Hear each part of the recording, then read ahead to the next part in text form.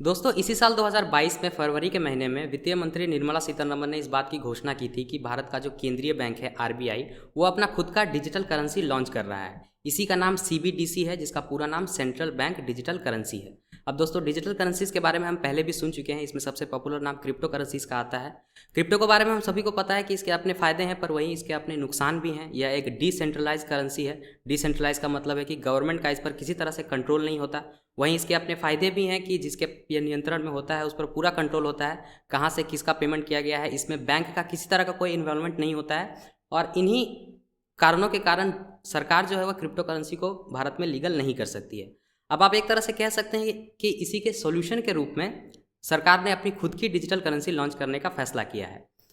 Crypto currency के जो benefits हैं और इसके जो डीमेरिट्स हैं, तो जो बेनिफिट्स हैं उनको लेते हुए और क्रिप्टो करेंसी के जो डीमेरिट्स हैं उन्हें सॉल्व करते हुए भारतीय सरकार ने जो है अपना खुद का डिजिटल करेंसी लॉन्च किया है। अब इस वीडियो में हम इसी सीबीडीसी यानी कि सेंट्रल बैंक डिजिटल करेंसी को अच्छे से समझेंगे। यह क्या है, इसे क्यों लागू किया गया है, सरकार का इसे लागू करने के पीछे उद्देश्य क्या है, इसके अपने क्या फ़ायदे हैं, क्या नुकसान है, इससे रिलेटेड जो भी ज़रूरी बातें हैं उन सभी को हम इस वीडियो में आपको आसान शब्दों में समझाने का प्रयास करेंगे। तो सबसे पहले बात करते हैं कि यह सीबीडीसी क्या है। फुल फॉर्म हम आपको बता ही चुके हैं, इसका पूरा नाम सेंट्रल बैंक डिजिटल करेंसी है। अब आरबीआई इसकी जो परिभाषा देता है उसके अनुसार सीबीडीसी किसी देश का लीगल टेंडर है जिसे कि उस देश के केंद्रीय बैंक द्वारा लागू किया जाता है। किसी भी देश की जो मॉनेटरी अथॉरिटी होती है वह जो करेंसी लागू करती है उसका एक डिजिटल फॉर्म है यह डिजिटल करेंसी, या इसे आप एक इलेक्ट्रॉनिक टोकन भी कह सकते हैं। बेसिकली यह इंटरनेट पर डिजिटल फॉर्म में उपलब्ध रहेगा और आप डिजिटली ही इसका लेन देन में इस्तेमाल कर सकते हैं। अब दोस्तों जब हम डिजिटल यानी कि डिजिटली भुगतान की बात करते हैं तो भारत में हमारे पास ऑलरेडी यूपीआई है। हमें बहुत लंबे समय से भारत के लोग यूपीआई का इस्तेमाल करते आ रहे हैं और यह बहुत आसान भी है। आपको सिंपली अपने फ़ोन से किसी को भी पेमेंट करना है तो आप पेमेंट कर सकते हैं। तो बात आती है कि जब यूपीआई पहले से है तो फिर उसके बदले में सीबीडीसी को लागू करने के पीछे गवर्नमेंट का उद्देश्य क्या है। सबसे पहले सीबीडीसी के बारे में थोड़ा और विस्तार से बात करते हैं। यह एक डिजिटल करेंसी है। इसका मतलब आप समझ ही गए होंगे कि यह डिजिटल फॉर्म में आपके फ़ोन पे रहेगा।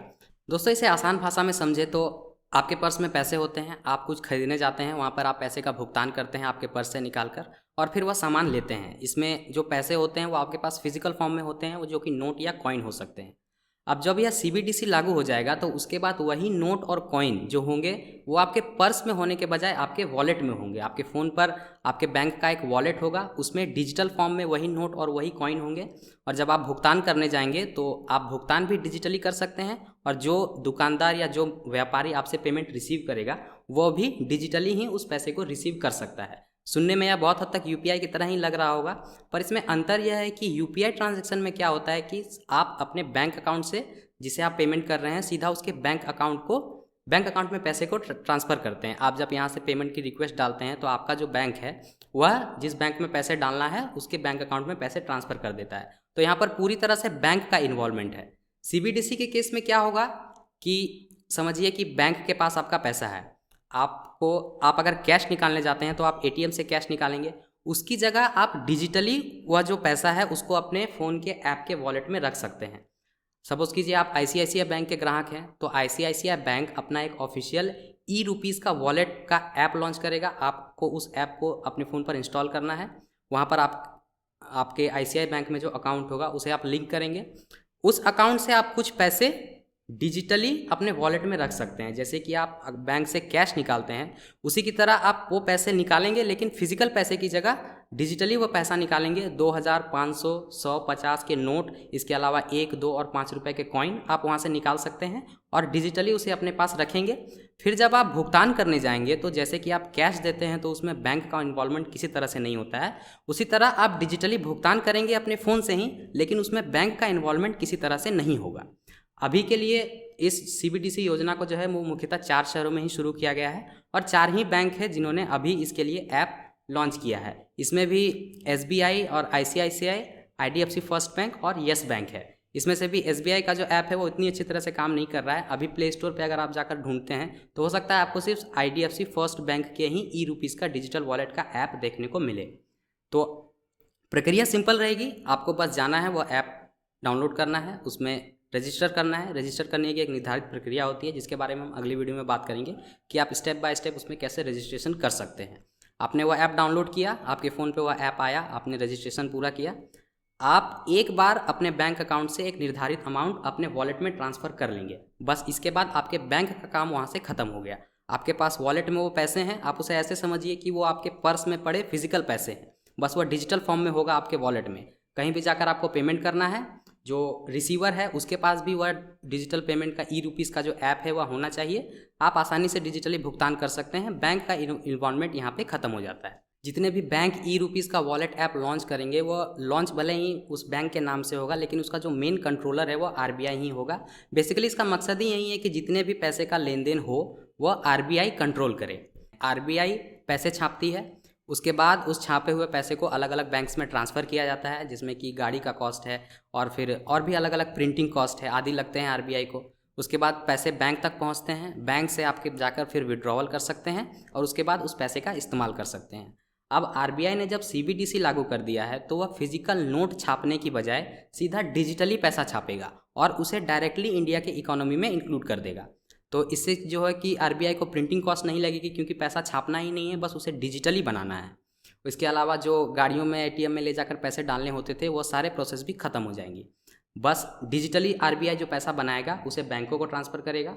आप उस बैंक का ऐप आपके पास है, आपने अपना वॉलेट उसमें बनाया हुआ है, आप उस वॉलेट में अपने बैंक अकाउंट से पैसे ले लेंगे और उसके बाद आप उसका जैसे भी चाहें बिना बैंक के इन्वॉल्वमेंट का खुदरा या फिर थोक लेन देन के लिए इस्तेमाल उस पैसे का कर सकते हैं। एक और ज़रूरी बात, जैसा कि मैंने पहले भी बताया कि इसमें पेमेंट देने वाले और पेमेंट रिसीव करने वाले दोनों के पास ई-रुपी का ऐप होना चाहिए, तभी वह ऐसे काम करेगा कि आपने सिंपली पैसे निकाले और उसे दे दिए और उसने पैसे रिसीव कर लिए, बदले में आपने सामान ले लिया। आप जब उस ई-रुपीज़ ऐप को इंस्टॉल करेंगे तो वहाँ रजिस्ट्रेशन करने के बाद आपको सारे नोट को डिजिटली देखने का ऑप्शन मिल जाएगा। आप इसे ऐसा ही समझिए कि आपने वह नोट वहाँ से उठाया अपने बैंक अकाउंट से और अपने वॉलेट में रख लिया। बस यह सारी प्रक्रिया डिजिटल होगी। नोट को आप डाउनलोड करके अपने बैंक अकाउंट से अपने वॉलेट में लाएंगे और फिर किसी भी तरह की खरीदारी में उसका इस्तेमाल कर सकते हैं।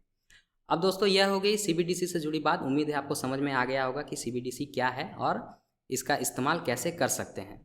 अब फिर यह बात भी आती है कि सीबीडीसी जो है यूपीआई की तुलना में उसकी बेनिफिट्स क्या क्या हैं, क्योंकि यूपीआई ऑलरेडी इंडिया में अच्छे से काम कर रहा है। हम बैंक अकाउंट से बैंक अकाउंट में ट्रांसफ़र करते हैं, पैसों का लेन देन हो जाता है, हमें किसी तरह की समस्या नहीं होती।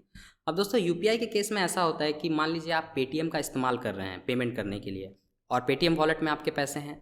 कल को यदि ऐसा होता है कि पेटीएम डूब जाता है तो आपके पास, आप कह सकते हैं कि ऐसा कोई कारण नहीं होगा जिससे आप बोल सके कि मुझे अपने पैसे दो, क्योंकि पेटीएम में आपने अपने रिस्क पर वो पैसे रखे थे और अगर पेटीएम डूबता है तो आपके पैसे आप मान लीजिए एक तरह से चले जाएंगे। हालांकि इसके लिए आरबीआई के स्ट्रिक्ट गाइडलाइंस हैं कि जो भी पेमेंट्स ऐप हैं उन्हें फॉलो करना होता है, पर फिर भी आप इसे इस तरह से समझ सकते हैं। वहीं अगर आप सीबीडीसी का उपयोग करते हैं तो क्योंकि यह आरबीआई द्वारा जारी किया गया है, इसीलिए आपका जो पैसा होगा आपके वॉलेट में वो हर तरह से मान्य होगा। कई बार ऐसा भी होता है यूपीआई के केस में, आपने देखा होगा कि आप जाते हैं कहीं पे और आपसे कहा जाता है कि नहीं, मैं यूपीआई का इस्तेमाल नहीं करता, इसलिए मैं ऑनलाइन पेमेंट नहीं ले सकता। एक बार सीबीडीसी लागू हो जाता है तो हर कोई इसका इस्तेमाल कर सकेगा, क्योंकि यह बिल्कुल फिजिकल पैसों की लेन देन की जैसा ही है, बस इसमें फॉर्म जो है वह डिजिटल हो जाता है। तो इसीलिए यूपीआई की तुलना में जो सीबीडीसी है वह काफ़ी ज़्यादा सुरक्षित है। आप किसी भी थर्ड पार्टी प्राइवेट ऐप का इस्तेमाल करने की जगह गवर्नमेंट का ट्रस्टेड ऐप इस्तेमाल करेंगे, आप डिजिटली गवर्नमेंट के ऐप को इस्तेमाल करते हुए पेमेंट करेंगे, इसीलिए यह सारी चीज़ें, सारी प्रक्रिया जो है वो 100% सेफ़ हो जाती है। तो दोस्तों यह सारी कुछ ज़रूरी बातें थीं कि सीबीडीसी क्या है, कैसे काम करता है। अब थोड़ा संक्षिप्त में इसके फ़ायदों और नुकसान के बारे में बात कर लेते हैं। सबसे पहले फ़ायदों के बारे में बात करते हैं तो इसमें नो प्रिंटिंग कॉस्ट है। जैसा कि हमने बताया, आरबीआई जितना भी पैसा बनाएगा वो उसे डिजिटली छापेगा, तो जो कागज़ का कॉस्ट है, जो इंक का कॉस्ट है, उस तरह का कोई खर्चा आरबीआई को नहीं आएगा। इसके अलावा नो डैमेज। आप जब पैसा अपने पास फिजिकल फॉर्म में रखते हैं तो हो सकता है नोट फट जाए, हो सकता है आपके सिक्के में किसी तरह की खराबी आ जाए, तो कई बार उसे लेने से मना किया जा सकता है। लेकिन सीबीडीसी के केस में चूंकि पैसा वही है, बस वह डिजिटल फॉर्म में है, तो उसमें किसी तरह का कोई डैमेज नहीं हो सकता। इसके अलावा पैसों के साथ चोरी भी हो सकती है, लेकिन आपके अगर डिजिटल वॉलेट में पैसा रहता है, आपके फ़ोन में रहता है, तो उसे किसी तरह से चोरी नहीं किया जा सकता। आप जो ऐप इस्तेमाल करेंगे उसमें आपका यूपीआई की तरह एक पिन होगा जो सिर्फ आपके पास होगा और उसी का इस्तेमाल करके आप पैसों का जो है वो भुगतान कर सकेंगे। अन्य फ़ायदों की बात करें तो इसमें आपको कैश कैरी करने की ज़रूरत नहीं है। कई बार होता है कि अगर आपको बड़ा पेमेंट करना है तो चूँकि पैसा फिजिकल फॉर्म में है तो आपको वहाँ से ले जाना है, तो हालांकि ज़्यादा बड़ा नहीं होता पर फिर भी आपको कैरी करना पड़ता है। डिजिटल हो जाने के केस में वो जो कैरी करने की झंझट है वो ख़त्म हो जाएगी। आपको बस अपना फ़ोन अपने पास रखना है और आपके जितने भी पैसे हैं वो आप ही के फ़ोन में, आपके वॉलेट में रहेंगे। एंटी थेफ्ट हमने आपको बता ही दिया। इसके अलावा इसमें कोई फ़ीस नहीं होगी। अगर आप फिजिकल फॉर्म में पैसा निकालने जाते हैं तो एटीएम से निकाल सकते हैं। इसकी हालांकि फ़ीस ज़्यादा नहीं होती, पर फिर भी बैंक आपसे कुछ ना कुछ अमाउंट इसके लिए चार्ज करते हैं कि आपको एटीएम कार्ड मिला है तो उसका एक निर्धारित चार्ज होगा। इस केस में वैसा कुछ भी नहीं है, पैसा आप अपने बैंक से ही लेंगे, बस अपने डिजिटली अपने वॉलेट में ऐड करेंगे तो इस तरह का जो भी चार्जेस हैं वो सभी यहाँ पर ख़त्म हो जाएंगे। तो ये सारे कुछ मेन बेनिफिट्स थे कि सीबीडीसी आ जाने के बाद आपको क्या क्या फ़ायदा मिलेंगे। पर इसके साथ ही कुछ नुकसान भी हैं सीबीडीसी की, तो हम उन नुकसान के भी बारे में बात कर लेते हैं। सबसे पहला है कि less control in your hand, यानी कि आपके जो पैसा है उस पर आपका नियंत्रण थोड़ा कम हो जाएगा। हालांकि ये एक तरह से अच्छी ही बात है। अगर आप ऐसे समझते हैं कि आप कैश को अपने घर में रखते हैं तो आप जैसे चाहे उसका इस्तेमाल कर सकते हैं, लेकिन चूंकि यह डिजिटल हो जाएगा तो आरबीआई के पास पूरा कंट्रोल होगा आपके पैसे का। यह अच्छी बात है, आपका पैसा सेफ ही रहेगा, आरबीआई के पास ही रहेगा, वो 100% सिक्योर है। लेकिन फिर भी आपके पास कंट्रोल जो है वह थोड़ा कम आता है, क्योंकि जैसे जैसे चीज़ें डिजिटल होती जाती हैं तो जो भी संबंधित अथॉरिटी होते हैं उनके पास ज़्यादा डेटा रहता है, ज़्यादा रिकॉर्ड रहता है, तो एक तरह से आपका कंट्रोल जो है वह पैसे पर थोड़ा कम होगा। उसके बाद no interest in E rupees. आपने बैंक अकाउंट में अपना पैसा रखा है तो आपने अब सेविंग अकाउंट में रखा होगा, आपको उसमें एक निर्धारित इंटरेस्ट मिलता है हर साल। अगर आप उस पैसे को निकाल कर अपने ई वॉलेट में रख लेते हैं, यानी जैसे कि आप कैश अपने पास रखते हैं, तो वह पैसा आपके पास आ गया और आप पे उस पर कोई इंटरेस्ट नहीं मिलता है। तो डिजिटल हो जाने के केस में होगा क्या कि पैसे तो आपके वॉलेट में ही रहेंगे और आपके अकाउंट में चूंकि नहीं रहेंगे, इसलिए आपको किसी तरह का कोई इंटरेस्ट नहीं मिलेगा। इसके अलावा इसका एक और नुकसान आ जाता है कि आपको लोन, आपको तो नहीं कह सकते हैं, लोगों को लोन लेने में परेशानी आएगी। दरअसल होगा यह कि डिजिटल फॉर्म में पैसा है तो लोग उसे बैंक से निकाल कर अपने पास रखेंगे, तो बैंकों के पास हो सकता है पैसों की कमी आए, और जब बैंकों के पास पैसा होता है तो ही वह लोन्स और अलग अलग स्कीम के अंतर्गत लोगों को लोन देता है, जिसके बाद इंटरेस्ट के रूप में बैंक पैसा कमाता है। पर चूंकि डिजिटल हो जाने के बाद ज़्यादातर लोग अपने वॉलेट में पैसा अगर रखने लगे तो बैंकों के पास पैसा कम होगा और इससे लोन देने में उन्हें असुविधा होगी, और अल्टीमेटली हो सकता है कि लोगों को लोन लेने में इसमें असुविधा हो। इसके अलावा इसकी एक और समस्या है, यह डिजिटल वॉलेट है, आप इसका डिजिटली इस्तेमाल करेंगे तो आप कह सकते हैं कि इसके लिए आपके पास एक स्मार्टफोन होना ज़रूरी है।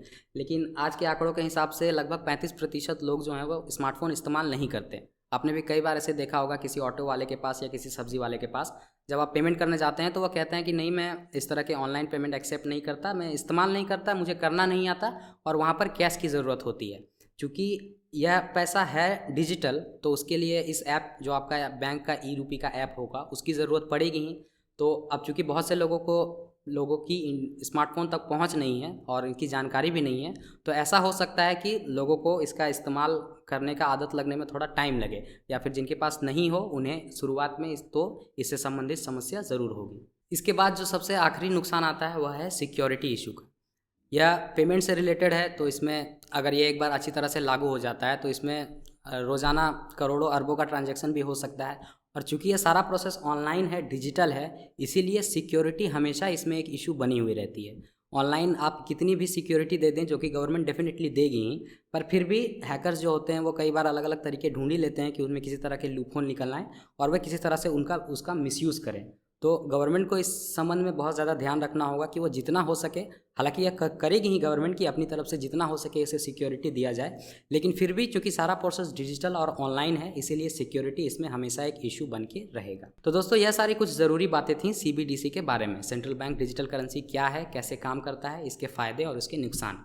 वह हमने आपको बताया कि 4 बैंकों ने अभी इससे शुरू किया है और इससे संबंधित कुछ ही ऐप्स जो हैं वो आपको प्ले स्टोर पर मिलेगी, आप उनका इस्तेमाल कर सकते हैं। इस वीडियो के अगले पार्ट में हम आपको बताएंगे कि आप इसमें से जिन बैंकों ने इसके लिए ई रुपी ऐप रिलीज़ किया है आप उसका इस्तेमाल कैसे कर सकते हैं, आपको किस तरह से जाकर उनमें रजिस्ट्रेशन करना है, पूरी प्रक्रिया क्या होती है, उसके बाद ऐप में आपको कौन कौन से विकल्प देखने को मिलते हैं, आप किस तरह से पैसे का लेन देन कर सकते हैं, अकाउंट से वॉलेट में ट्रांसफ़र, वॉलेट से वापस अकाउंट में ट्रांसफ़र किस तरह से किया जाएगा, इस प्रोसेस की पूरी जानकारी हम अगले वीडियो में लेंगे। तो यहाँ तक इस वीडियो में सीबीडीसी से संबंधित जानकारी इतनी ही। अगर आपको यह जानकारी अच्छी लगी तो इस वीडियो को लाइक करें, चाहते हैं इस तरह की जानकारी और लोगों तक पहुँचे तो इस वीडियो को शेयर करें। बाकी फाइनेंस से जुड़ी उस तरह की वीडियोज़ और देखना चाहते हैं तो हमारे चैनल को सब्सक्राइब करें, और यहाँ तक यह वीडियो देखने के लिए आपका धन्यवाद।